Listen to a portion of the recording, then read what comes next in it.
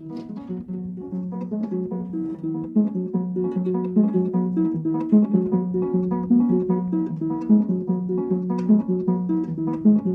chue dan marom ko ba kala chue dan kike.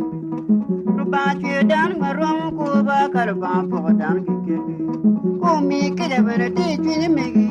Mi kila dan we no no be. Mi kila bere de chue no be. Mi kila kana we no be. Mi kila chambe no be. Ba chue dan kitam wo.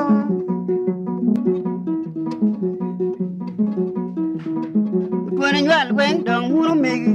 Twenty low ben dong huru megi. Mi nyure ben dong we megi. Daga tawa tawa marong. Rubangat wan wan kingen meto. Ko pela ya wa mera. Kala chuya ngai wan ki mung meto jal. Ko pela ya wa mera. Kiri pur bor wen de tarom. Kiri mar biar wen de jermarom. Kiri pur bor wen de tamarom jal. We de ko mera. La lonya wen to marong. La chan ben to marong. Ko daga war jer marong. Ko daga le jer marong. Ko daga je far jer marong. Kiri bar we dong dong ya. We dong gi we go mera. Kiri wir la we dong dong du yo jal. We dong gi we go mera. Ha, jawa kamarad. Don't daga ri telo. Don't chi bidel buji we gi para.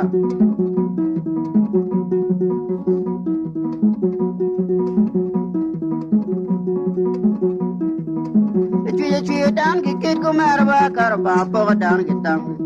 Kala chuya dan ki kid ko maraba karba po dan ki kid. Umi jan wen dong hunu megi. Umi olanya ben dong hunu megi. Umi kila kana wen no be. Umi kila jambel no be. Umi kila kana tu no be. Hunu panya mane jalgi maru. Ruba gen umba maru maru. Le chuya ko nyu wa maru nenwa. Majala dan we paru banjal. Majala dan we pala chuya. Majala dan we paru banjal.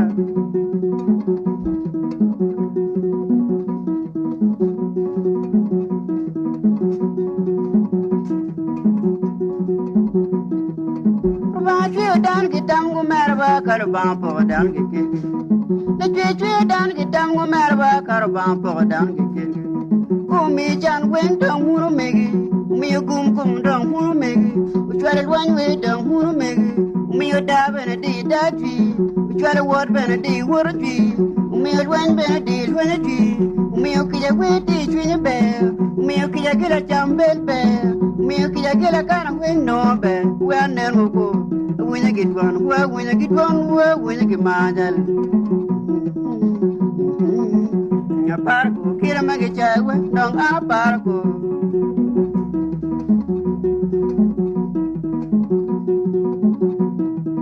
Kudaga tawa to marong, kudaga warwa chira marong, kudaga wejo chira marong.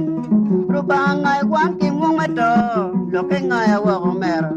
Kala chuya ngai wan ki mung ma to jal ko pelo ya wa mer ko da ta maro da da wang we chir maro ko da le ro wor maro safari we wa chir maro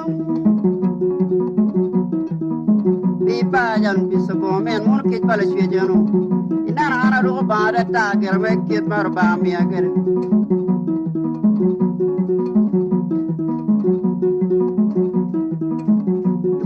mian ma kwe ko ku ga tal kor gi ye yo kor gi tu